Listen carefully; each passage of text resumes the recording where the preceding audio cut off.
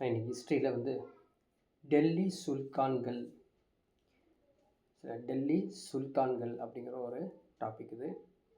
So பேசிக்காகவே டிஎன்பிசியில் வந்து கொஷின்ஸ் வந்து குறைவாக தான் கேட்குறாங்க.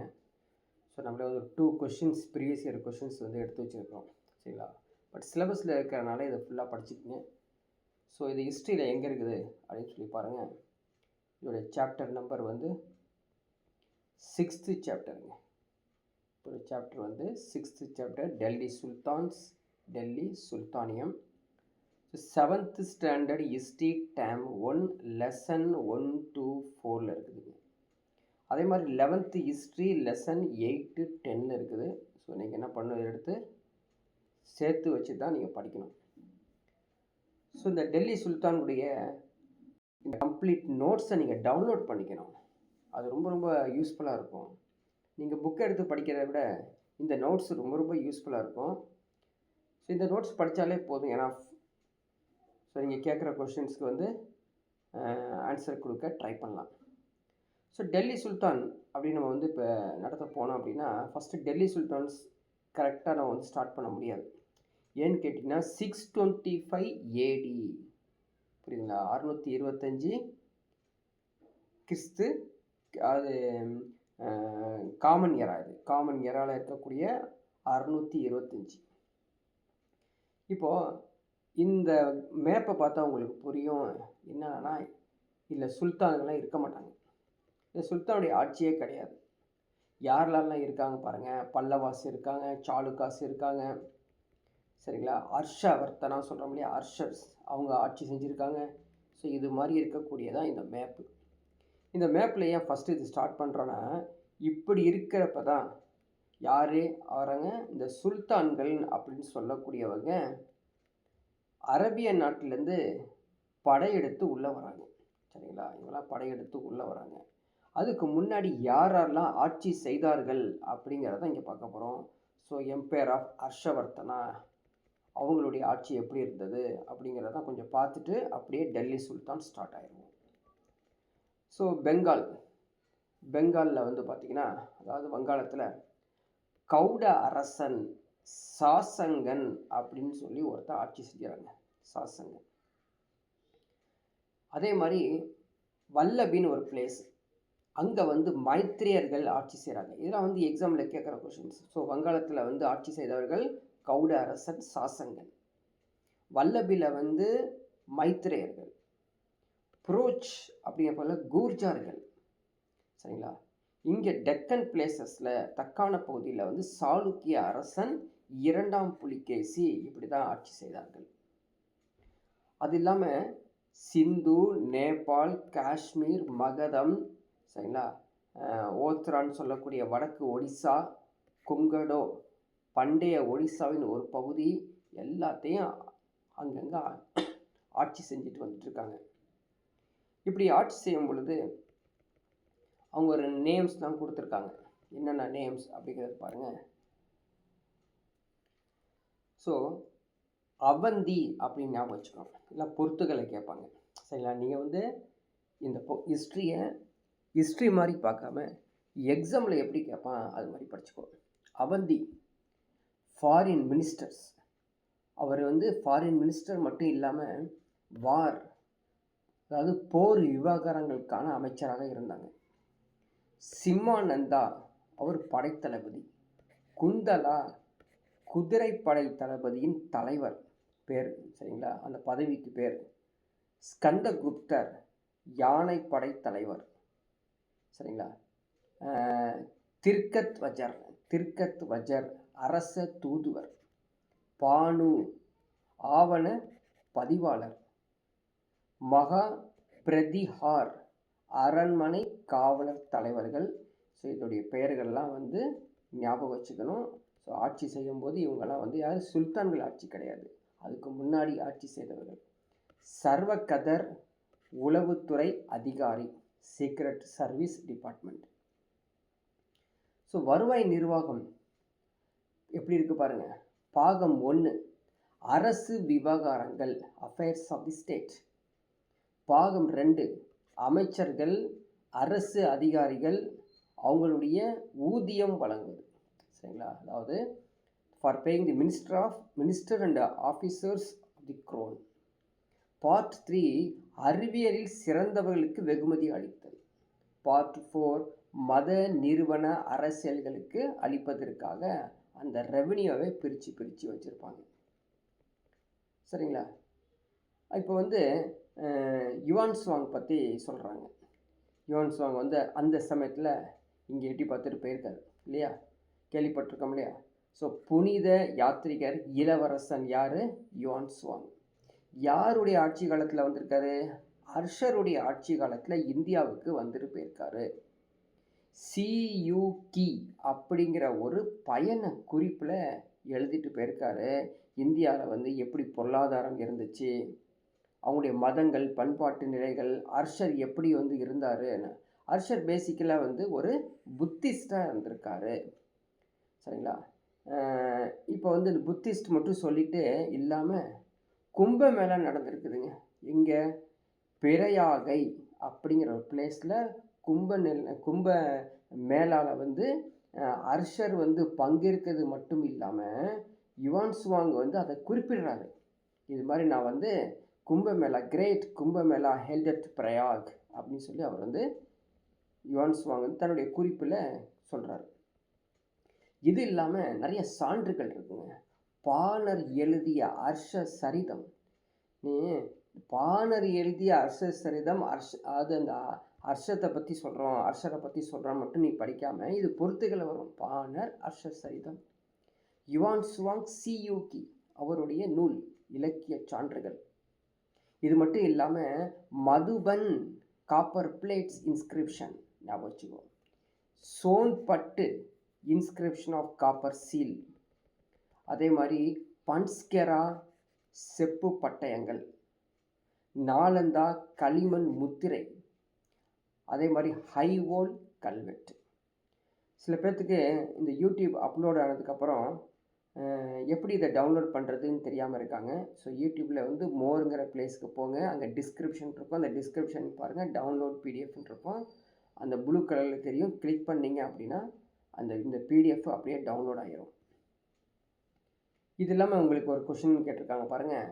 பாணர் ஹர்ஷ சரிதம், பாணருடைய ஹர்ஷ சரிதம் ஒரு அரசரின் முதல் வாழ்க்கை வரலாற்று நூல்.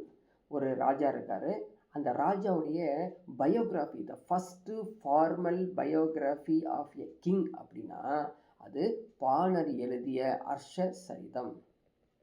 ஹர்ஷர் இறந்துடுறாரு. ஏன்னா ஹர்ஷருடைய டாபிக் இது கிடையாது, இது சுல்தானுடைய டாபிக் தான். ஹர்ஷர் வாழ்ந்தார், அவர் பெயரார். அவருக்கு அப்புறம் வட இந்தியாவில் யார் ஆட்சி செய்யணும் அப்படிங்கிற பெரிய குழப்பம் இருக்குது. பண தட்டுப்பாடு, நாணயங்கள்லாம் ரொம்ப தட்டுப்பாடு இருக்குது. 600 to 900 இந்த ரேஞ்சிலலாம் வந்து பார்த்திங்கன்னா குறைந்தபட்ச நாணயங்கள் தான் வந்து பிரிண்ட் பண்ணியிருக்காங்க. இப்போ தான் வந்து யார் உள்ளே வர்றாங்க? ராஜபுட்ஸ். சரிங்களா? ராஜபுத்திரர்கள் இங்கே சமஸ்கிருத சொல்லு தான் பயன்படுத்தியிருக்காங்க. ராஜபுத்தர் அப்படிங்கிறது வந்து ராஜபுத்ரு அப்படிங்கிறது சேம் சமஸ்கிருதத்தில் இருக்கக்கூடிய அதே பேர் தான்.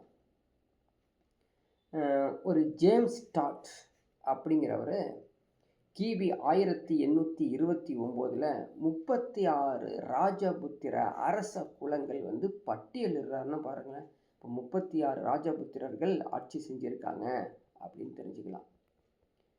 அதில் முக்கியமானது மால்வா, பாலாஸ். அதாவது இங்கே இப்போ எழுதியிருக்காங்க பாருங்கள், மால்வா. ஸோ மால்வா அப்படிங்கிறவன் குஜராத்து, பரித்ராசு அப்படின்னு குறிக்கணும். பாலாஸ் அப்படிங்கிறது பெங்காலில் ஆட்சி செஞ்சாங்க. டெக்கன் பகுதியில் ராஷ்டிரகூட்டாஸ் வந்து ஆட்சி செஞ்சுருக்காங்க. அதனுடைய மேப்பை தான் நீங்கள் வந்து பார்க்குறீங்க. பிறகு பிரத்திகாரர்கள், பிரத்திஹராஸ்ன்னு சொல்கிறோம் பார்த்தீங்களா, அவங்களும் ஆட்சி செஞ்சுருக்காங்க. ஸோ பிரத்திகாரா, கூர்ஜார், பிரத்திகாரார். சரிங்களா? இது எங்கே அப்படின்னு பார்த்தீங்கன்னா இப்போது இருக்கக்கூடிய ஜோத்பூர் அந்த பிளேஸில் தான் ஆட்சி செஞ்சுருக்காங்க. சரிங்களா? கிட்டத்தட்ட வந்து 6th century common era. Harichandra laid the foundation of the Gujarat dynasty. இதை நாம் வச்சுக்கிறோம். அதுக்கப்புறம் 8வது நூற்றாண்டில் பரூச், ஜோத்பூர் இந்த பகுதிகளெலாம் வந்து குவாலியர்கள் ஆட்சி பரப்பை வந்து வச்சுருந்துருக்காங்க. சரிங்களா? ஸோ இது மாதிரி ஒவ்வொரு காலகட்டத்தில் ஒவ்வொருத்தரும் ஆட்சி செஞ்சுக்கிட்டே வராங்க. ஸோ அடுத்ததாக வந்து பார்த்திங்கன்னா, இந்த வத்சரா அப்படிங்கிற ஒட்டுமொத்த வட இந்தியாவின் மேலாதிக்கம் செலுத்தப்பட்ட ஒரு ஆசைப்பட்டார் அவர். இதே போல் ராமபத்ரா மாகாண மகிர போஜா அப்படிங்கிறவர் ஆட்சி செஞ்சுருக்காரு. அரபியர்கள் அப்போது வந்து உள்ள நுழையிறதுக்காக ரெடியாக இருக்காங்க. அவங்களுடைய அச்சுறுத்தல் அதிகமாகவே இருக்குது. முதலாம் கோபாலருக்கு பிறகு அவருடைய மகன் தர்மபாலர் வந்து ஆட்சி செய்கிறாரு. 770-815 அவர் தான் ஆட்சிக்கு வராரு. பாலர் அவருடைய ராஜ்யத்தை மதிக்கத்தக்க அதாவது ரொம்ப ரொம்ப மதித்து ஒரு ஆட்சி செஞ்சுட்டு இருந்தார். கன்னோசி அவர் நியமனம் செய்த ஒருவரால் ஆளப்பட்டது. ஏன்னா கன்னோசி அவர் கன்னூஜை கேப்சர் பண்ணி வேற ஒருத்தர் நாமினி பண்ணி அவரை வந்து ஆட்சி செய்ய வைக்கிறார். பீகாரில் பாகல்பூர் மாவட்டத்தில் விக்ரமசீலா அப்படிங்கிற ஒரு பௌத்த மடாலயத்தை யார் நிறுவுறாரு? இந்த பாலர். பௌத்த மத கொள்கையும் பண்பாட்டையும் அவர் வந்து ரொம்ப மதிப்பாருங்க, போதிப்பார். சோமாபுரி தற்போதைய ஊர் வந்து பாக்கர்பூர் அங்கே எங்கே இருக்குது? பெங்காலில் இருக்குது. பெரிய பௌத்த விகாரா ஒன்றையும் அவர் கட்டியிருக்கார். இது மட்டும் இல்லாமல் தர்மபாலர் பீகாரில் உள்ள ஒதாண்டாபூரில் ஒரு பௌத்த மடையாளத்தை கட்டினார். ஸோ இது வந்து டெல்லி சுல்தானில் இல்லாட்டி கூட டெல்லி சுல்தான்கள் அந்த அரபியர்கள் இன்வைட் பண்ணுறாங்க, உள்ளே வந்து கேப்சர் பண்ண போகிறாங்க, இவங்கெல்லாம் ஆட்சி செய்யும் பொழுது அப்படின்னு சொல்லிட்டு வரோம். ஆனால் இது எக்ஸாம்லையும் கேட்பான். இந்த தர்மபாலர் என்னென்ன எங்கெங்கே கட்டினார் பௌத்த மடாலயங்கள் அப்படிங்கிறத நம்ம படித்து வச்சுக்கணும். ஹர்ஷ்பத்ரர் பௌத்த மத எழுத்தாளரை ஆதரித்தவர். சரிங்களா? யார்? இந்த தர்மபாலர் ஹர்ஷ்பத்ரர் அப்படிங்கிற பௌத்த மத எழுத்தாளரை அவர் புத்திஸ்ட் ரைட்டரை வந்து பேட்ரனைஸ் பண்ணி வச்சுருந்தார் அப்படிங்கிறது. ஸோ அவர் கட்டின அந்த படத்தை தான் நீங்கள் பார்த்துட்ருக்கீங்க. கோபாலர் பிறகு தர்மபாலருக்கு தேவபாலருக்கு பிறகு விக்ரமபாலர், அதுக்கப்புறம் முதலாம் மகிழபாலர். இந்த கிரானிக்கல் ஆர்டரை நீங்கள் வந்து ஞாபகம் வச்சுக்கோங்க. சரிங்களா? ஸோ தமிழில் வந்து கிரானிக்கல் ஆர்டரில் என்ன சொன்னாங்க அப்படின்னா, இந்த 5 பேர்களை கொடுத்து தயாராக இருந்துக்கணும். இப்போ தான் பாருங்கள், 712 முகமது பின் காசிம். இவர் யார் அப்படின்னா, உமையா கலீஃபான்னு இருப்பார் ஒருத்தர் அங்கே அரபு நாட்டில். அவருடைய தளபதி தான் இவர். சரிங்களா? தேவல் கடற்கொள்ளையால் அரபு கப்பல்களை கொள்ளையடித்ததற்கு பழி வாங்குவதற்காக தான் இந்த பக்கம் வர்றார் அவர். யார்? முகமது பின் காசிம். கடற்கொள்ளைகள் தண்டிக்க தாகிர் மறுத்ததால் ஈராக் கவர்னர் அல் ஹஜ்ஜாஜ் தனது மருமகன் முகமது பின் காசினை அனுப்பி வைக்கிறார். எதுக்காக முகமது பின் காசிம் இந்தியாவுக்கு வர்றாரு அப்படின்ட்டு. அவர் இந்தியாவுக்கு தேவல் துறைமுகத்துக்கு அருகில் உள்ள சிந்து அப்படிங்கிற மாகாணத்தில் இருக்க ஆட்சியாளர், அந்த மன்னர் பேர் தாகீருடன் போர் புரிகிறாருங்க. தாகீரை வந்து சாகடிச்சிடறாரு. இப்போ சாகீரை அடித்ததுக்கப்புறம் இந்த சிந்து பகுதி என்ட்ரன்ஸ் தான் நம்ம இந்தியா முன்னாடி இருந்தது. இப்போ சிந்து பகுதி எங்கே இருக்குது? பாகிஸ்தானில் இருக்குது. சரிங்களா? இப்படியே உள்ளே வந்து அரபியர்கள் இன்வேஷன் அப்படியே கொஞ்சம் கொஞ்சமாக உள்ளே வருது. ஸோ உள்ளே வரும்போது கிட்டத்தட்ட இந்த அரபியர்கள் தான் இங்கே உள்ளே வந்ததுக்கப்புறம் இந்த 0 to 9 அப்படிங்கிற நம்பரே வந்து இன்ட்ரடியூஸ் பண்ணவங்க. இது அரபியருடைய எண்கள் அப்படிங்கிறது ஆல்ரெடி நமக்கு தெரியும். சரிங்களா? ஸோ இன்வேஷன் ஆன பகுதி மேப்பில் கொடுத்துருக்குது. ஸோ நீங்கள் டவுன்லோட் பண்ணி படிச்சுக்கலாம். பிறகு 1963 இல்லையா, 963 முகமது ஆஃப் கஜினி முகமது என்ன பண்ணுறாரு? அவர் படையெடுக்கிறார். இவர் 923 சாமானித் பேரரசு குரசன் ஆளுநராக இருந்த துருக்கிய அடிமை அல்ப்டிஜீன், சரிங்களா, கிழக்கு ஆப்கானிஸ்தானில் இருந்த கஜினி நகரை கைப்பற்றி ஒரு சுதந்திர அரசை நிறுவியவர் தான் இந்த கஜினி முகமது. இந்த கஜினிங்கிற ஒரு நகரை கைப்பற்றியதால் முகமது என்பவர் கஜினி முகமது அப்படின்னு பேர் வந்துடுது. இந்த அல்பிடிஜின் என்ன பண்ணுறாரு, அந்த நாட்டில் இருந்த அல்பிடிஜின் இறந்துடுறாருங்க. அதற்கு வாரிசாக வந்த மூவரில் யாருமே சரியில்லாதனால உயர்குடிகள் சகுப்தீன் இல்லையா, சபுக்திஜன் வந்து ஒரு முடி சுற்றுறாங்க. ஸோ மஹமூதை பொறுத்த வரைக்கும் பல தாக்குதல்கள் பண்ணியிருக்காருங்க. அதாவது முகமது கஜினி பல தாக்குதல் பண்ணியிருக்காரு. அந்த தாக்குதலுடைய லிஸ்ட்டு இங்கே கொடுத்துருக்காங்க. எக்ஸாமில் கேட்டாங்கன்னா அந்த டைம்லைன் சார்ட்டோட இருக்குது, நோட்ஸு படிச்சுக்கலாம். 1001 ஷாக்கி அரசர் ஜெய்பாலர் ஆனந்தபாலர். இப்போ பார்த்துட்டு வந்தோம்ல, ஆனந்தபாலர் ஜெய்பாலர் தர்மபாலர்னா இப்போ இவர் தானே அவர் வந்து என்ன சொல்கிறது கேப்சர் பண்ணியிருக்காரு இல்லையா போரிட்டு. 1008 பெஷாவருக்கு அருகே வைக்கிங் அப்படிங்கிற பிளேஸில் அவர் தோற்கடிக்கிறார். 1011 பஞ்சாப் ஆக்சுவலி 2 இருக்கும். ஒன்று இப்போ இந்தியாவில் இருக்கிற பஞ்சாப், இன்னொன்று பாகிஸ்தானில் இருக்கிற பஞ்சாப். ஸோ பஞ்சாபில் நாகர்கோட், டெல்லிக்கு அருகே தானேஸ்வர் எல்லாத்தையும் கேப்சர் பண்ணிடுறாரு இந்த முகமது கஜினி. 1018 கஜினி முகமது புனித நகரமான மதுராவை கொள்ளையடிக்கிறாரு. இப்படி ஒவ்வொரு பிளேஸாக ஒவ்வொரு வருடையும் தாண்டி அவர் வந்து உள்ளே வந்துட்டே இருக்கார். இப்போ நெக்ஸ்ட்டு ஒவ்வொரு இடத்துல அவர் கேப்சர் பண்ணிட்டு கொள்ளையடிச்சுட்டே வர்றாரு அப்படின்னு போட்டிருக்காங்க. அடுத்தது ஒரு பாருங்கள், கன்னோஜுக்கு வந்துடுறாரு. 1024 கன்னோஜ் எங்கே வராங்க, 1024 காமன்யரா.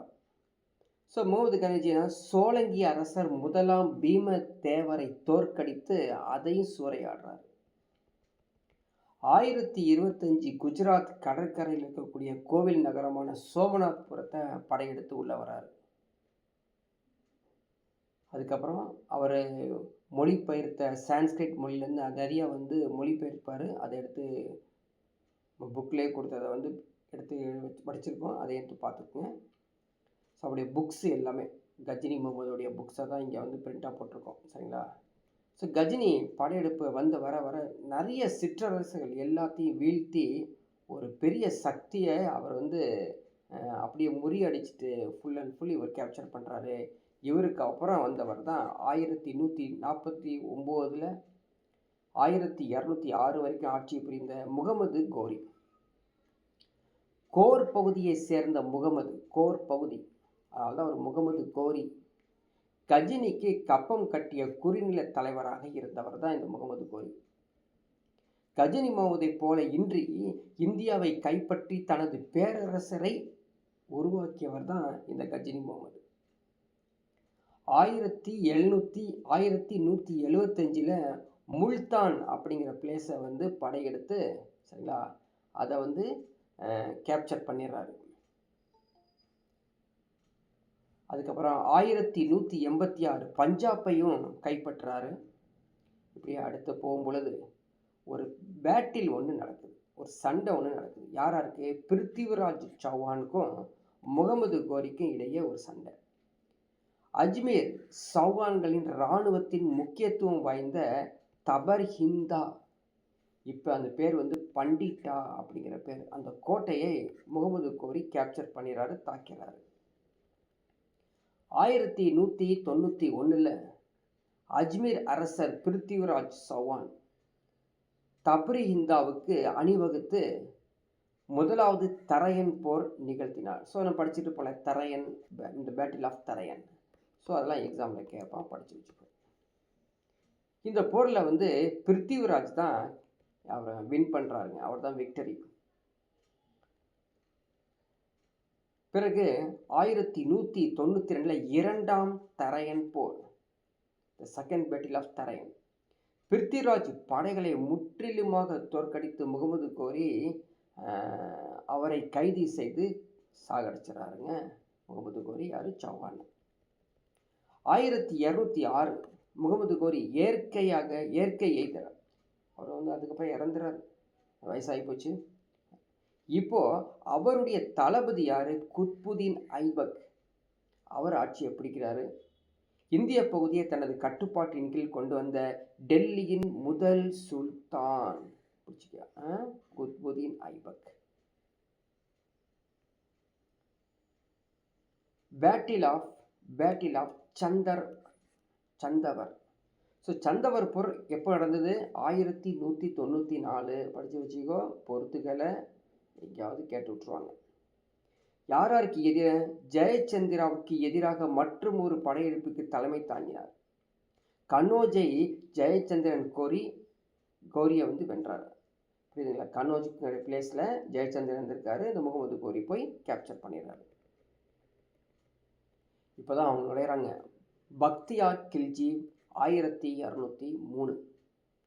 இவங்கெல்லாம் இந்த நாலந்தா பல்கலைக்கழகம் விக்ரமசீலாவை தாக்கி அழித்து விட்டு சென்றார்கள். சரிங்களா? இப்போ தான் ஃபவுண்டேஷன், டெல்லி சுல்தான்களுடைய தோற்றம். யார் இருந்தாங்க பாருங்க. அடிமை வம்சம், ஸ்லாவ் டினஸ்டி, கில்ஜி வம்சம், துக்ளக் வம்சம், சயது வம்சம், லோடி அரச வம்சம். இதனுடைய டைம்லைன் சார்ட்டை மனப்பாடம் பண்ணி வச்சுக்கோ. சரியா? இங்கே பார்த்தீங்கன்னா ஒரு சார்ட் வரும், டெல்லி சுல்தானுடைய சார்ட். இதையும் நீ பார்த்துக்கணும். ஸோ அடிமை வம்சம், கில்ஜிகள், துக்ளக் வம்சம், சையது வம்சம், லோடி வம்சம் எப்போ யாராருக்கில யார் ராஜாக்கள், சுல்தான்கள். அடிமை வம்சத்தில் குத்புதீன் ஐபக், இல்துமிஷ், பால்பன். இதெல்லாம் படித்து வச்சுக்கணும். ஃபஸ்ட்டு இதை படித்தாலே உங்களுக்கு பொறுத்துகளை எங்கேயாவது ஆன்சர் கேட்கும். கில்ஜி வம்சத்தில் பார்த்தீங்கன்னா ஜலாலுதீன் கில்ஜி, அலாவுதீன் கில்ஜி. துக்ளக் வம்சத்தில் கியாசுதீன் துக்ளக், முகமது பின் துக்ளக். சையது வம்சத்தில் கிசர் கான். லோடி வம்சமில் பஹலுல் லோடி, சிக்கந்தர் லோடி, இப்ராஹிம் லோடி. இதை படித்து வச்சுக்கோ. ஸோ இப்ராஹிம் லோடிக்கு அப்புறம் சுல்தானுடைய ஆட்சி அப்படியே டிக்ளைன் ஆயிடுது. ஸோ ஃபஸ்ட்டு பார்க்கலாம் ஸ்லாவ் டினஸ்டி. இப்போ தான் சுல்தானுடைய ஆட்சியை ஆரம்பிக்குது. ஸ்லாவ் டினஸ்டி 1206 1290 வரைக்கும் ஆட்சி செய்தவர்கள். முதல் அரசர் குத்புதீன் ஐபக் 1206 ஆரம்பித்தார். குத்புதீன் ஐபக் லாகூரை தலைநகராக கொண்டு ஆட்சி செய்தவர். படித்து வச்சுக்கோ, கேட்பாங்க. பிறகு தனது தலைநகரை டெல்லிக்கு மாற்றியவர் இந்த குத்புதீன் ஐபக். இது மட்டும் இல்லாமல் வட இந்தியா பகுதியான மத்திய மற்றும் மேற்கு சிந்து கங்கை பகுதிகளெல்லாம் தலைமை எடுத்து அதை போர் நடத்தி கைப்பற்றியவர். அது மட்டும் இல்லாமல் ஐபக் குவத்துல் இஸ்லாம் அப்படிங்கிற ஒரு மஸ்ஜித்தை டெல்லியில் கட்டியிருக்காரு. குத்புதீன் ஐபக் குவத்துல் இஸ்லாம் அப்படிங்கிற மஸ்ஜித்தை மசூதியை கட்டியிருக்காரு. இந்தியாவின் மிக பழமையான மசூதி அப்படின்னா இதுதான். அதே மாதிரி குதுப்பினாருக்கு இவர் அடிக்கல் தான் நாட்டினார், ஆனால் கட்ட முடியல. இவருடைய டைட்டில் என்ன எடுத்துன்னு பார்த்தீங்கன்னா லக் பக்ஷ் அப்படிங்கிறது இந்த குத்புதீன் ஐபக்குடைய டைட்டில் பேர். இவருக்கு ரொம்ப பிடிச்ச விளையாட்டு போலோ. குதிரையில் ஏறி ஒரு கிட்டு வச்சுக்கிட்டு அந்த பந்தை தட்டி விடுவார், ஒரு குழியில் போய் விழுவாங்க. போலோ குதிரையில் ஏறி விளையாண்டுட்டு இருக்கும்போது குதிரையிலேருந்து தவறி விழுந்து 1210 இந்த குத்புதீன் ஐபக்கு இறந்துறாரு. அவர் கட்டினதெல்லாம் நம்ம பார்த்துட்டு இருக்கோம். இவருக்கு பின்னாடி வந்தவர் இல்துமிஷ் 1210 1236 ஆட்சி செய்தவர். குத்புதீன் ஐபக்குடைய மகன் ஆரம் ஷா ஆட்சி வருவதை தடுத்து தானே தில்லிக்கு ஆட்சி செய்தவர் இந்த சம்சுதீன் இல்துமிஷ். அது குத்புதீன் ஐபக்குடைய மகன் வரக்கூடாது, ஆரம் ஷா வரக்கூடாதுன்னு இவர் ஆட்சி செய்தவர். இவருடைய ஆட்சி பாருங்க, குவாலியர், ராந்தம்பூர், அஜ்மீர், ஜலோர். ஸோ இங்கெல்லாம் யார் ஆட்சி செஞ்சாங்க? ராஜபுத்திரர்கள். அவங்களுக்கு நடுவில் நிறைய குழப்பங்கள் இவர் தீர்த்து வைப்பார்.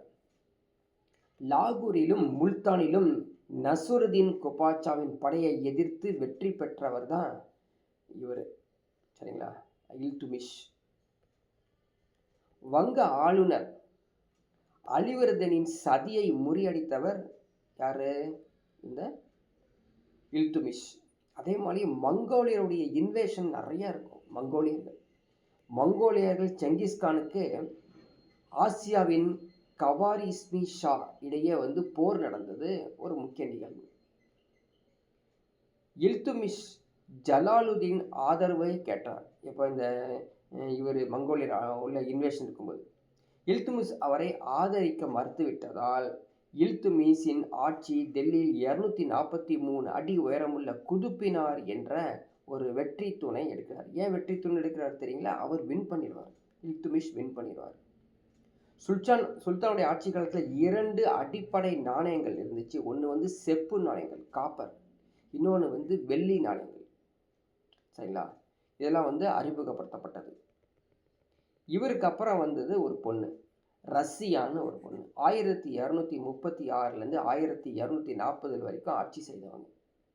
ரஷ்யா சுல்தானான்னு சொல்லுவாங்க. இவர் திறமை உள்ளவரும் மன வலிமை கொண்ட ஒரு வீராங்கனைங்க. இவர் துருக்கி இனத்தை சாராதவர். அதனால துருக்கியில் இருக்க பிரபுக்கள் இவரை வந்து ஆட்சி பொறுப்புலேருந்து இருக்கக்கூடாதுன்னு வெறுத்தாங்க. அது மட்டும் இல்லாமல் துருக்கியுடைய பிரபுக்குடைய வெறுப்பை சம்பாதித்தவர் இவர். அதே நேரத்தில் பஞ்சாப் மீதான மூர்க்கர்கள் நிறைந்த மங்கோலியர் தாக்குதலுக்கு பயங்கரமாக இவர் ஃபேஸ் பண்ணுற நிலைமை வந்துருச்சு. ஆனால் அவரால் ஃபேஸ் பண்ண முடியல. ஸோ ரஷ்யா சுல்தானுடைய ஷார்ட் நோட்டீஸ் வந்து இங்கே கொடுத்துருக்காங்க. இவர் வந்து எப்படிப்பட்டவர், இல்துமிஷுடைய மகள் இவர், ரஷ்யா. சரிங்களா? துருக்கியுடைய பிரபுகள் பற்றி எல்லாம் கம்ப்ளீட் டீட்டெயில்ஸ் கொடுத்துருக்காங்க. இதை நீங்கள் வந்து மனப்பாடம் பண்ணி ஒரு டைம் 2 or 3 டைம்ஸ் படிச்சிங்கன்னா போதும், அவங்க எப்படி இருப்பாங்க அப்படின்னு. பால்பன், அவருக்கு அப்புறம் பால்பன் 1266 1287 ஆட்சி செய்தவர். நற்பதின்மர் என்று அறியப்பட்டது. த 40 அப்படிங்கிற பேர். துருக்கிய பிரபுக்களுடைய பல ஆதரவு இவருக்கு இருக்கும். தனது ஆட்சிக்கு எதிராக யாராவது சதி செஞ்சாங்க அப்படின்னா, இடையூறு செஞ்சாங்கன்னா உடனே ஒரு ஸ்பை வச்சு கண்டுபிடிச்சு அவங்கள வந்து ஒழிச்சு கட்டிடுவார் இந்த பால்பன். அவருடைய ஆட்சி காலத்தில் லா அண்ட் ஆர்டர் சிறப்பாக பண்ணியிருக்காங்க. சட்ட ஒழுங்கை சிறப்பாக கொண்டு போயிருப்பார் பால்பன். ராஜபுத்திர ஜமீன்தார்கள் கோட்டைகள் அமைச்சாங்க. சுல்தானின் ஆணைகளை வந்து நிறைய மீறினாங்க. வடமேற்கில் மேவாரை சுற்றி அடர்ந்த காட்டு பகுதியில் வந்து மியோ என்ற இஸ்லாமிய சமூக கொலையிலும் கொள்ளையிலும் ஈடுபட்டாங்க அவருடைய ஆட்சி காலத்தில். அடுத்தது பாருங்க, துக்ரில் கான். துக்ரில் கான் யாரு? வங்கத்தில் இருக்கக்கூடிய ஒரு ஆளுநர். ஆளுநரை நியமிக்கிறாங்க. அதே மாதிரி அவத் அப்படிங்கிற பிளேஸில் இருக்க ஆளுநர் பேர் வந்து அமீன் கான். சரிங்களா? அவர்கிட்ட பணிந்து பின்வாங்குறாராமா. முதலில் லக்னோவிற்கும் பிறகு திரிபுராவுக்கும் நோக்கி அவர் போனார். துக்ரில் கானை பிடித்த பால்பனின் படை வீரர்கள் அவரை வந்து கொன்றாங்க. பிறகு வங்கத்தில் ஆளுநராக பால்பனின் மகன் புக்ரா கானை வந்து நியமிக்கிறாங்க. ஈரானில் மங்கோலில் பொறுப்பு ஆளுநரும் செங்கிஸ்கானின் பேரனுமான ஹூலுக் கான் நல்லுறவை பேணுவதற்காக இங்கே முயற்சி செய்கிறாரு. சட்லஜ் நதி இருக்குல்ல, சட்லஜுக்கு அப்பால் முன்னேறி வரமாட்டோம் என்று வாக்குறுதியை அவர் கொடுத்துக்கிறாங்க.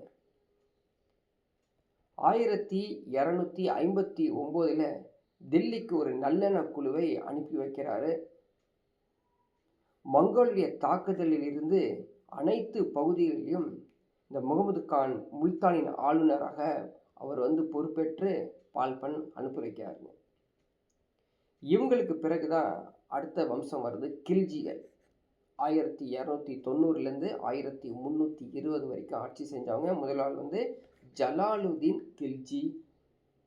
1290 1296. கைக்குபாத்னு ஒருத்தர் இருக்கார், அவர் இறந்துறாரு. அவருக்கு பிறகுதான் ஜலாலுதீன் அரசு முறைப்படி அவர் அரசாகிறார். தமது முதிய வயதில், தள்ளாடு வயதில் மங்கோலிய கட்டளைகளை எதிர்த்து அணிவகுத்து இந்தியாவுக்குள் அவர் நுழைவதை வெற்றிகரமாக தடுத்து நிறுத்தியவர் 1292 ஜலாலுதீன் கில்ஜி. அதே மாதிரி காரான் ஒரு பிளேஸு, அந்த பிளேஸில் இருக்கக்கூடிய ஆளுநருடைய பேர் ஜலாலுதீன் கில்ஜி. யார்? அலாவுதீன் யார்? ஜலாலுதீன் கில்ஜினுடைய மருமகன். அவர் என்ன பண்ணுறது, அதே சமயத்தில் மால்வா மீது படையெடுக்கிறாரு. அந்த படையெடுப்பில் பெருமளவு செல்வம் அவருக்கு வந்து கிடைச்சிருந்தாமா. இந்த வெற்றியை வந்து கொண்டாடும் விதமாக தக்காணத்தில் இருந்த யாதவ அரசின் தலைநகர் தேவகிரியை சூறையாடுவதற்கு ஒரு உந்துதலை இவருக்கு கிடைச்சிச்சு. டெல்லி திரும்பிய அலாவுதீன் அவருடைய ஏற்பாட்டில் ஜலாலுதீன் அவரை வந்து சாகடிச்சிடறாங்க. அப்போது அலாவுதீன் தான் ஜலாலுதீனை வந்து கொன்றாரு. அலாவுதீன் வந்து அந்த ஆட்சியை பிடிக்கிறாருங்க. ஜலாலுதீனுடைய ஆட்சி கிட்டத்தட்ட ஒரு 6 ஆண்டுகள் தான் இருந்தது. அதோட முடிவுக்கு வந்தது.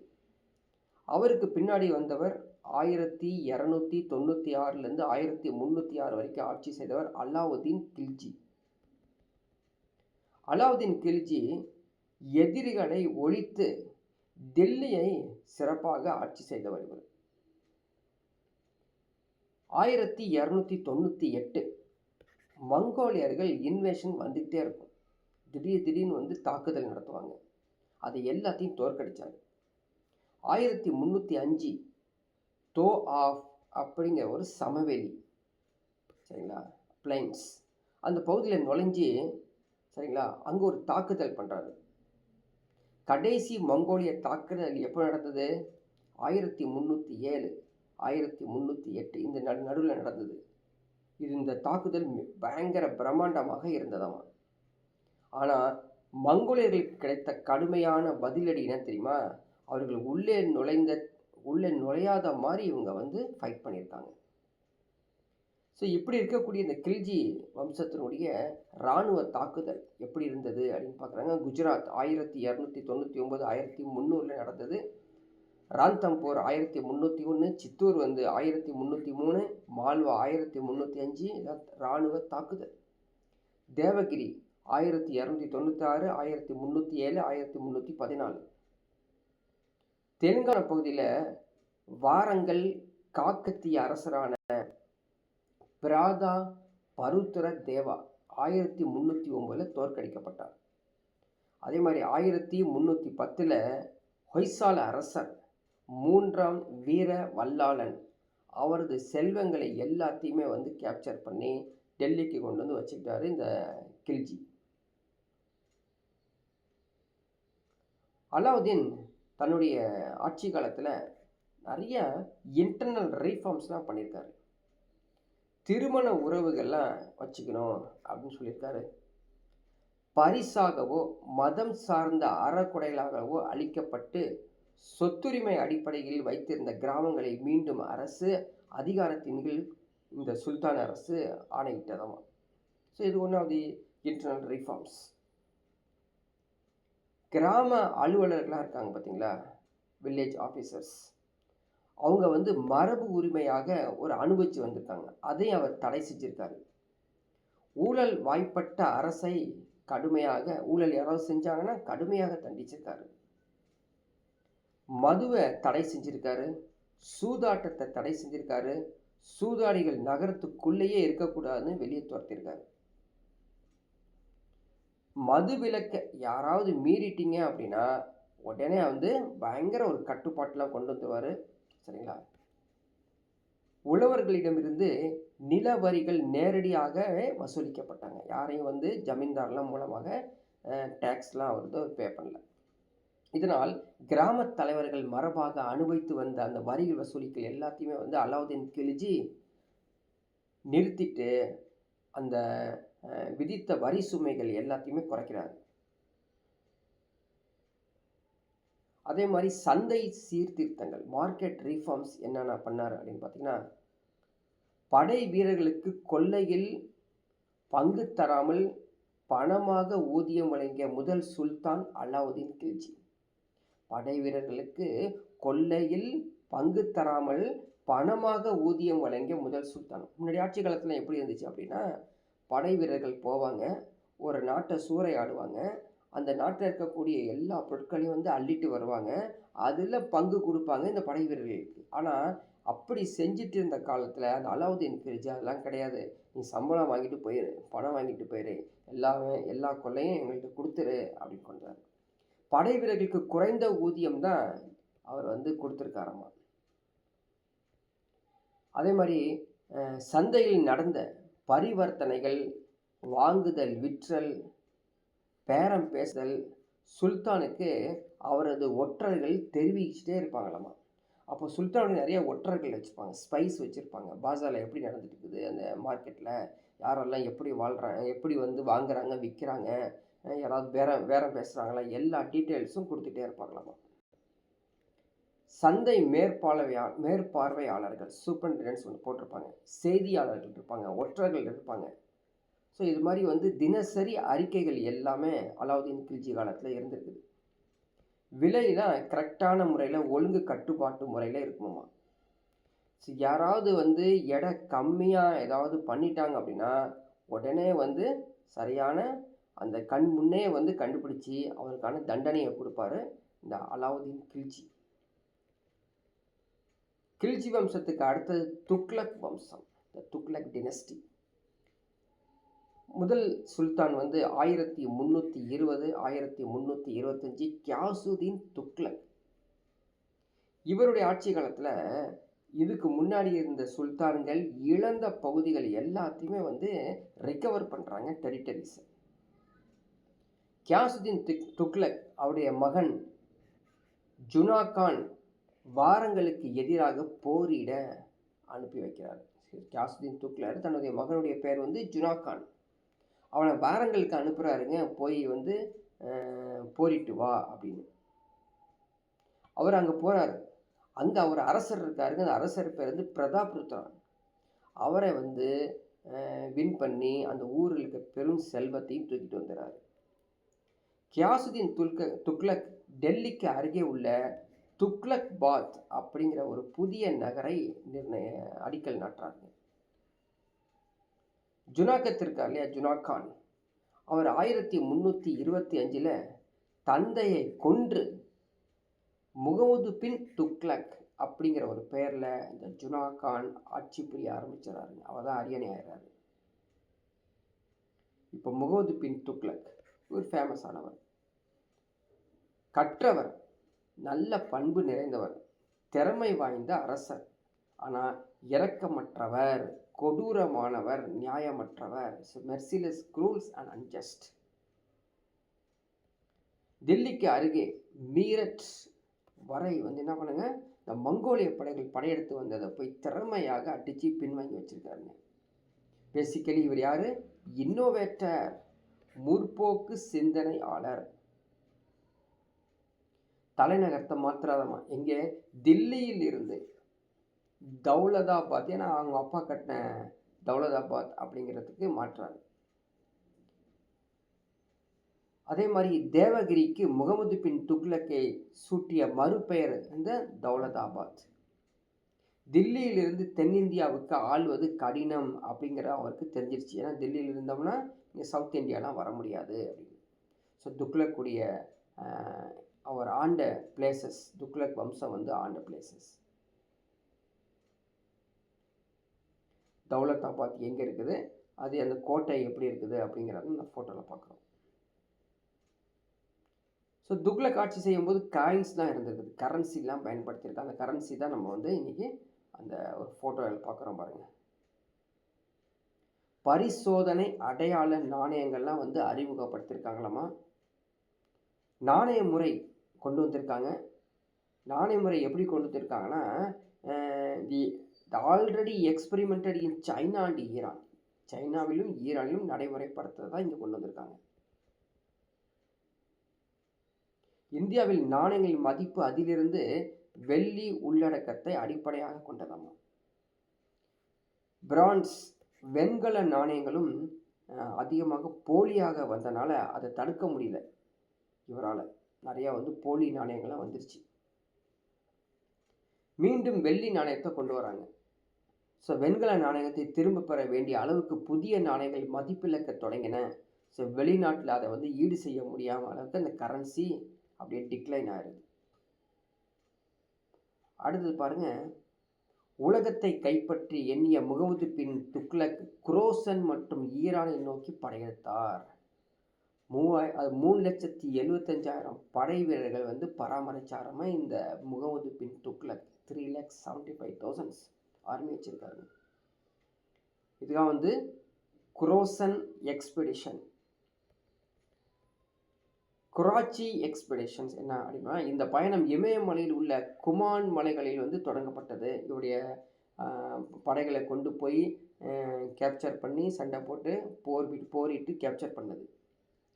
சீன ஊடுருவல்கள் அதை வந்து அருமையாக வந்து எதிர்கொள்ளியிருக்காரு, எதிர்ப்பு தெரிவிச்சிருக்காருங்க அவர் முகமது பின் துக்ளக். அக்ரரியன் ரிஃபார்ம்ஸ் அப்படின்னு என்ன அர்த்தம்? வேளாண்மை சீர்திருத்தங்கள்லாம் இவர் வந்து பண்ணியிருக்காரு. தோபாப் சமவெளி பார்த்தோம் இல்லையா, தோபாப் அப்படிங்கிற ஒரு பிளைன்ஸ், அந்த பகுதியில் நீண்ட காலமாக பஞ்சம் ஏற்பட்டிருந்ததாமா. அதை வந்து கரெக்டாக வந்து முயற்சி எடுத்து அதுக்கான வந்து ஆக்ஷன் எடுத்திருக்காரு. எதிர்ப்பு தெரிவித்த விவசாயிகள் கடுமையாக நடத்தப்பட்டார், கொடூரமாக தண்டிக்கப்பட்டார். பஞ்சம் தாங்க முடியாமல் நிறைய பேர் வந்து நில வரி வசூலன்னு வந்து கொடுக்க முடியாமல் போயிட்டாங்க. வேளாண்மையை கவனித்துக்கொள்ள ஒரு தனித்துறையும் உருவாக்கின. அந்த துறையின் பேர் வந்து திவானிகி அமீர் கோயி. ஞாபகம் வச்சுக்கோ, வேளாண்மைக்கு அக்ரிகல்ச்சர் மினிஸ்டர் தனியார் துறை, அந்த துறைக்கு வந்து ஒரு ஆளை போடுறாரு, திவானிகி அமீர் கோயி. இவருக்கு அப்புறம் வந்தவர் யாருன்னா 1351 1388 ஃபெரோஷா துக்ளக். முகமது பின் துக்ளக் தனது வாரிசை அறிவிக்காமலே அவர் இறந்துறார். அவருக்கு யார் வாரிசுனே தெரிய மாட்டேது, இறந்துறாரு. இவருடைய சகோதரி யாரு? முகமது பின் துக்ளக்குடைய சகோதரி தனது மகன் ஆட்சியை உரிமையை வந்து பிரபுக்கள், யாரு அந்த துருக்கி பிரபுக்களை ஆதரிக்கவில்லை. அதனால் அதையும் வந்து பண்ண முடியல. முகமது பின் துக்ளக்குடைய லைஃப் லாங் ஒரு ஃப்ரெண்டு இருப்பார், அவர் பேர் தான் கான்-இ ஜஹான். அவர் ரெக்கமெண்ட் பண்ணுறாரு, முகமது பின் மகன் ஒரு குழந்தையாக இருந்தாராமா, அவர் தான் ஃபெரோஸ். அவரை வந்து ஆட்சியில் அமைக்கிறாங்க. பிரபுக்களோட என்ன பண்ணுறாங்க, ஒரு கான்சிலியேட்டரி பாலிசி வந்து வச்சுக்கிறாங்க. பிரபுக்கள் சமரச கொள்கை. பிரபுக்கள் அந்த துருக்கி பிரபுக்கள் மத தலைவரிடம் ஃபெரோஷா துக்ளக் சமரச கொள்கையை கடைபிடிச்சாரம்மா. அலாவுதீன் ஆதரிக்காத நடைமுறையான அலுவலர்களை பரம்பரையாக பயணித்திக்கிற ஒரு முறையை ஃபெரோஸ் மீண்டும் அறிமுகப்படுத்தினார். அரசாங்க அலுவலர்கள் ஊதியத்தை வந்து அதிகப்படுத்தினார், வருவாய் நிர்வாகத்தை வந்து ஒழுங்கு செஞ்சார், பல வரிகளையும் அவர் குறைச்சிருக்காரு. இவருடைய பாலிசி, இவருடைய கொள்கை என்ன அப்படின்னு பார்த்தீங்கன்னா, கிளர்ச்சியை முடிவுக்கு கொண்டு வருவதற்கு வங்க படையெடுப்பு ஒரு விதிவிலக்காக இருந்ததாமா. அவருடைய காலத்தில் எல்லா காலத்துலேயும் மங்கோலியர்களுடைய தாக்குதல் நடந்துக்கிட்டே இருக்கும். அப்படி ஒரு பெரிய இராணுவ படையெடுப்பு சிந்துவின் மீது தொடங்கப்பட்டது 1362. அடுத்து டாக்ஸேஷன், வரி விதிப்பு பண்ணுறாருங்க. காராஜ் அப்படிங்கிறது a land tax of 1/10 of the procedure of a land. 10ல் 1 மடங்கு காராஜ். ஜக்காத் அப்படின்னா 2.5% tax on property. Zaria, a tax by non-Muslims, comes 1/6 of the body captured during war. So இதெல்லாம் படித்து வச்சுக்கோ, எக்ஸாமில் வந்து எங்கேயாவது சிம்பிளாக கேட்டு விட்ருவாங்க, பொறுத்துகளே எல்லாத்துலேயும். ஸோ மத கொள்கையை கொண்டு வர்றாரு இந்த ஃபெரோஷா துக்ளக். வைதிக இஸ்லாமை ஃபெரோஷா ஆதரித்தார். ஃபெரோஷா ஆதரித்த மதம் என்னங்க? ஆர்த்தோடாக்ஸ் இஸ்லாம். மத தலைவர்களை மன நிறைவு செய்வதற்காக தமது அரசை இஸ்லாமிய அரசாக அறிவித்தவர். மத விரோதிகள் கொடுமை செய்யப்பட்டனர். மேலும் இஸ்லாமிய விரோத நடைமுறைகள் என கருதப்பட்டவை வந்து தடை செய்யப்பட்டன. தெரியும் நம்மளுக்கு, இஸ்லாமியர்கள் இல்லாதவர்களுக்கு ஜிசியா வரியை வந்து விதிச்சிருக்காரு அப்படின்னு. என்னென்ன துறைகள் இவருடைய ஆட்சி காலத்தில் அப்படின்னு பார்த்தீங்க, திவானிகி கைரத், ஏழை பெண்களின் திருமணத்திற்கு உதவும் புது முறை உருவாக்கம். திவானிகி இஸ்திகால், ஓய்வு ஊதிய துறை. தாருல்ஹி ஷைபா அரசு மருத்துவமனை. திவானிஹி பண்டகன் அடிமைகளுக்கான துறை. ஸோ படித்து வச்சுக்கோ, கேட்பாங்க, பொறுத்துகளை. ஸோ இவங்களுடைய ஆட்சி காலத்தில் நீர்ப்பாசன திட்டம் கூட வச்சுருக்காங்கம்மா. சட்லஜ் நதியை பயன்படுத்தி சட்லஜ் நதியிலிருந்து ஹன்சிக்கு ஒரு கால்வாயை வெட்டி யமுனையில் வெட்டிய மற்றொரு கால்வாயுடன் வலுவான பொது பணி வளர்ச்சி கொள்கையை இந்த நீர்ப்பாசன திட்டத்தை கொண்டு வந்திருக்காங்க. தனது மகன் பத்தே கானையும் பேரன் கியாசுதீனையும் தில்லி சுல்தானியத்தில் இணைச்சிருக்காருங்க. 1387 ஃபெரோஸ் இறந்துடுறாரு. பிரபுக்கள் வகுப்பினருக்கு அனுமதிக்கப்பட்ட பாரம்பரிய உரிமை இராணுவத்திலும் செயல்பட்டது. ஃபெரோஸ் துக்ளக் இறந்த 6 ஆண்டுகளுக்கு அவரை தொடர்ந்து 4 ஆட்சி செஞ்சாங்களாமா. ஆனால் சரியாக ஆட்சி செய்யலை. தைமூர் இன்வெஷன் நடத்தது. இப்போ கடைசி துக்ளக் அரசர் நசுருதீன் முகமது ஷா 1394 1412. அவர் ஆட்சியில் தான் மத்திய ஆசியாவிலிருந்து தைமூர் அப்படிங்கிற பிளேஸுக்கு படையெடுத்துட்டு போகிறாங்க. தைமூர் இந்த தில்லி கம்ப்ளீட்டாகவே கேப்சர் பண்ணிடுறாங்க. தில்லியை சூறாடிடுறாங்க. அவர் கொல்லப்படுறாரு. அதோட அவர் இறந்துடுறாரு. அந்த துக்ளக் வம்சம் முடிஞ்சிருது. பிறகு சையது வம்சம், சையது டினஸ்டி 1414 1451. சரிங்களா? பஞ்சாப் போர் அந்த அணிவகுப்பில் கிசர் கான் தனது துணையாக நியமித்தவர் தான் தைமூர். கிசார் கான் தானே சென்று தில்லியை கைப்பற்றி சையது வம்சத்தை நிறுவியவர் இந்த கிசர் கான். கிசர் கான் நிறுவிய வம்சத்தில் 1451 வரையிலும் 4 சுல்தான்கள் ஆட்சி செஞ்சாங்களாமா. அவர்களின் ஆட்சியில் யஹ்யா பின் அகமது சிரிந்தி இயற்றிய தாரிகி முபாரக் சாயி படித்து வச்சுக்கோ, அவர் இயற்றிய நூல். அவர்களின் ஆட்சி இறுதியில் பேரரசு தில்லி நகரத்துக்குள்ளே சுருங்கிவிட்டது. ஏன்னா நிறைய கேப்சர் பண்ணது எல்லாமே அவங்க விட்டுட்டாங்க. லோடி டினஸ்டி, லோடி வம்சம் வருது 1451 1526. யாரு? பஹலூல் லோடி, அவர் தான் ஃபவுண்டர். இவருடைய மகன் பேர் சிக்கந்தர் லோடி 1489 1517 ஆட்சி செய்தார். கடைசி லோடி அரசர் யாரு? இப்ராஹிம் லோடி. ஸோ முகலாய வம்ச ஆட்சியை நிலவிய முதலாம் பானிபட்டு போர் 1526. ஸோ இப்ராஹிம் லோடியை பாபர் 1526 தோற்கடித்து முகலாய வம்சத்தை உருவாக்குறாரு. ஸோ இவருடைய அட்மினிஸ்ட்ரேஷன் பார்க்கலாம். சுல்தான் தான் அந்த ராஜா தான் டாப்பு. அவருக்கு கீழே நைப் அல்லது வாலி அப்படின்னு இருப்பாங்க. அது இல்லாமல் திவானிகி வசீரத் அப்படின்னு என்ன அர்த்தம்? Finance minister. வசீர்னா யார் அப்படின்னா பிரைம் மினிஸ்டர். திவானிகி அரிஸ் டிஃபென்ஸ் மினிஸ்டர், பாதுகாப்பு துறை. திவானிகி இன்ஷா டிபார்ட்மெண்ட் ஆஃப் கரஸ்பாண்டன்ஸ். திவானிகி Risalat department of religious affair. Judicial department Qazi. இது இல்லாமல் அந்த அதாவது இவங்களுடைய ஆட்சி இருக்குல்ல, சுல்தானுடைய ஆட்சி, இவங்க எப்படி அந்த நகரங்கள்லாம் வச்சுருந்தாங்க அப்படின்னு பார்த்தீங்கன்னா ப்ரொவின்சிஸ், மாகாணங்கள். இந்த மாகாணத்துடைய பேர் என்னது? இக்டாஸ். இக்டாஸ் அப்படின்னா மாகாணங்கள்.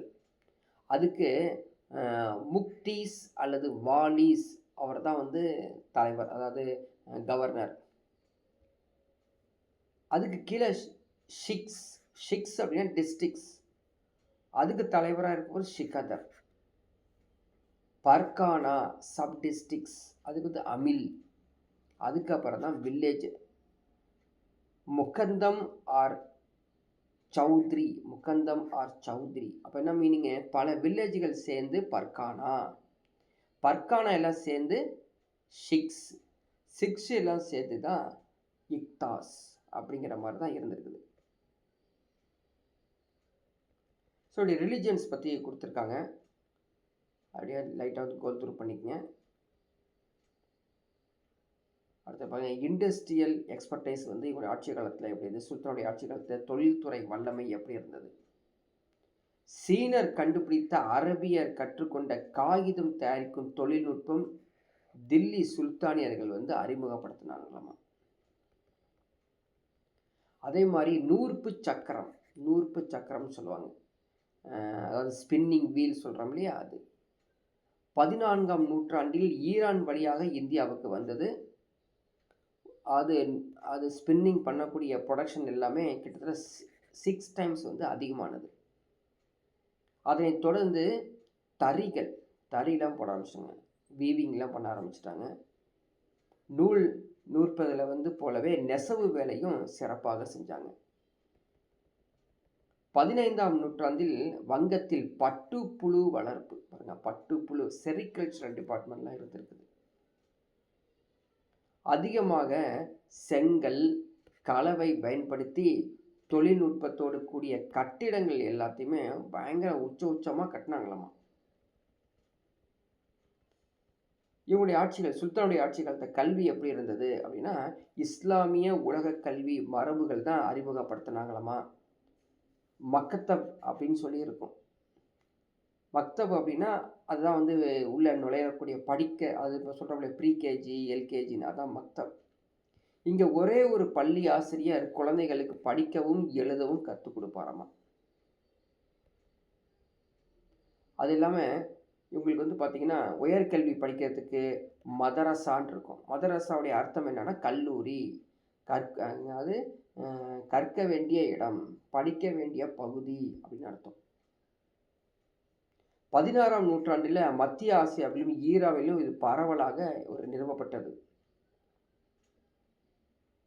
அதே மாதிரி இஸ்லாமிய சட்டங்கள் ஃபிக் கற்கப்பட்டன. மதரசாவுக்குன்னு தனியாக ஒரு கட்டடம் நிறுவனாங்க.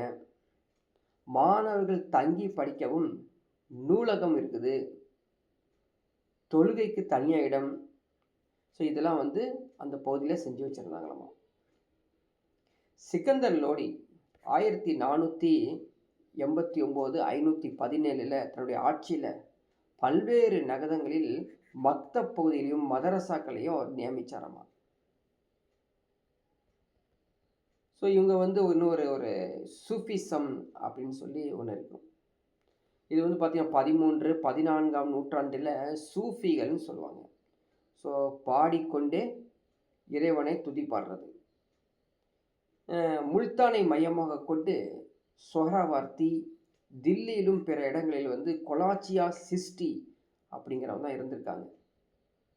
மிக பிரபலமான சிஸ்டி துறவி ஷெய்க் நிசாமுதீன் தனது உரையாடலில் 1307 1322 இறை நம்பிக்கை முற்பட்ட கட்டிடத்திலிருந்து சூஃபிசம் அப்படி ஒரு செம்மையாக ஒரு விளக்கமளித்தவர் அவர். ஸோ இவருடைய ஆட்சி காலத்தில் எப்படி சாதி இருந்தது, பெண்கள் எப்படி இருந்தாங்க அப்படின்னு பார்த்தோம்னா, போர் வரி செலுத்த தவறினால் இரவு நேரங்களிலும் மக்களை அடிமைப்படுத்துவாங்களாமா. கிராம சமுதாயம் சாதி அமைப்பு மாற்றமின்றி நீடித்தது. சரிங்களா? மேல்தட்டு இஸ்லாமிய சமுதாய பெண்கள் பர்தா வந்து அணிவிச்சிருந்தாங்களாமா. மேலும் அவர்களின் குடும்ப உறுப்பினர்கள் வேற எந்த ஆண்களோடும் எவ்வித தொடர்பு இன்றி இருந்திருக்காங்க. அப்போ என்ன மீனிங் அப்படின்னா, பெண்களுக்கு தனி இடம்.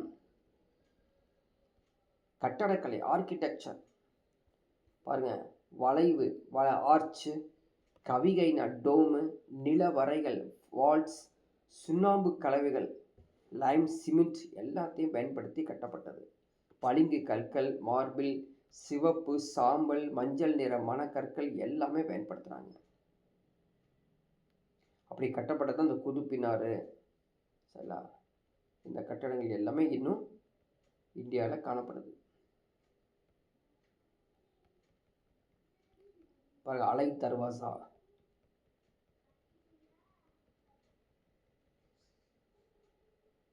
ஸோ அடுத்து மியூசிக் அண்ட் டான்ஸ். இவங்க ஆட்சி காலத்தில் இசை நடனம் எப்படி இருந்தது அப்படின்னா, ரபாப், சாரங்கி போன்ற இசைக்கருவிகள் இஸ்லாமியர்கள் கொண்டு வந்தாங்களாமா.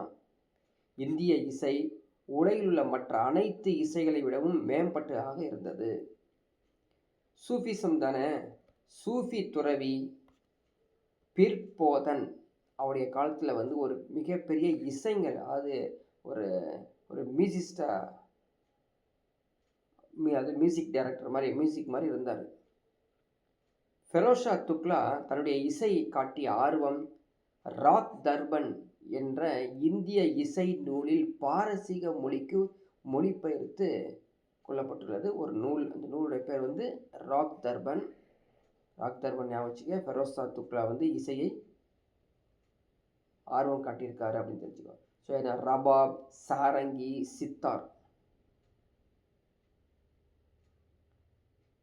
பாருங்க, அமீர் குசுரு தமது 9 வானங்கள் அப்படிங்கிறது நியூ சிஃபார் அப்படிங்கிற நூல். அதே மாதிரி ஃபக்ருதீன் கவாஸ் இயற்றியது ஃபரங்கி கவாஸ். ஸோ எல்லாம் வந்து இயற்றிய நூல்கள்லாம் படித்து வச்சுக்கோ, கேட்பாங்க. ஸோ டேரெக்டாக கிளி நூல் எனும் துதி நமக என்பது ஜியா நஷபி பாரசீக மொழியில் மொழிபெயர்த்த சமஸ்கிருத கதை நூல். அதே மாதிரி 1726ஆம் ஆண்டுக்குரிய செவ்வியல் சமஸ்கிருத கல்வெட்டு பாலம் பவோலி சுல்தான் பால்பனின் நல்லாட்சியின் விளைவாக விஷ்ணு பகவான் எந்த கலைஞரும் இன்றி பார்க்கடலில் துயில்களில் அப்படின்னு சொல்லி ஒரு கல்வெட்டில் பொறிக்கப்பட்டுள்ளதாமா. இது வந்து கம்ப்ளீட்டாக டெல்லி சுல்தானுடைய ஆட்சிகள் பற்றி கொடுக்கப்பட்டுள்ளது. இது வரைக்கும் யார் இருந்தாங்க அப்படின்னு. ஸோ பார்த்துங்க, மாமுல்க் ஆட்சி 1210 1290. சம்சுதீன் இல்மஷ், முகமது பின் நசீர் அல்தீன், கியாசுதீன் பால்பன். அதே மாதிரி கில்ஜி வம்சத்தில் வந்து ஜலாலுதீன் கில்ஜி, அலாவுதீன் கில்ஜி, முபாரக் ஷா கில்ஜி. துக்ளக் வம்சத்தில் வந்து கியாசுதீன் துக்ளக், முகமது பின் துக்ளக், ஃபெரோஸ் துக்ளக். அப்படி ஐயர்கள்லாம் படித்து வச்சுக்கோ. அதே மாதிரி காசிர் கான், அவர் வந்து 1414 1420 இருந்தார். அதுக்கப்புறம் தான் லோடி வம்சம் ஸ்டார்ட் ஆச்சு. ஸோ பஹ்லல் லோடி, சிக்கந்தர் லோடி, இப்ராஹிம் லோடி, ஸோ எல்லாமே இருந்திருக்காங்க வரிசையாக. ஓகேவா. ஸோ இது எக்ஸாமில் கேட்ட கொஷின்ஸ் என்னென்னு பார்க்கலாம். கீழ்காண்பவர்களில் துருக்கி ஆதிக்கத்தை இந்தியாவில் தோற்றுவித்தவர் யார் அப்படின்னா குத்புதீன் ஐபக் அப்படிங்கிறது ஈஸியாக ஞாபகம் வச்சுக்கலாம். ஒருத்தர் தான் வந்து துருக்கியிலிருந்து வந்திருக்கார். Which Delhi sultan introduce market regulation of India. Market regulations, அங்காடி சீர்திருத்தத்தை கொண்டு வந்து அலாவுதீன் கில்ஜி. ஞாபகம் வச்சுக்கோ, இப்போ தான் படிச்சுட்டு வந்தோம். Who lived in the court Muhammad bin Tughlaq. Muhammad bin Tughlaq அரசவையில் இருந்தவர் யார் அப்படின்னா இபின் பத்தூதா. படிச்சுக்கோ, இபின் பத்தூதா. ஸோ இதே மாதிரி இருக்கக்கூடிய புக்ஸை ஓப்பன் பண்ணி 11th ஸ்டாண்டர்ட் எல்லாத்தையும் எடுத்து பார்த்துக்குங்க. ஸோ அடுத்த கிளாஸில் அடுத்த ஒரு டாப்பிக்கில் பார்க்கலாம்.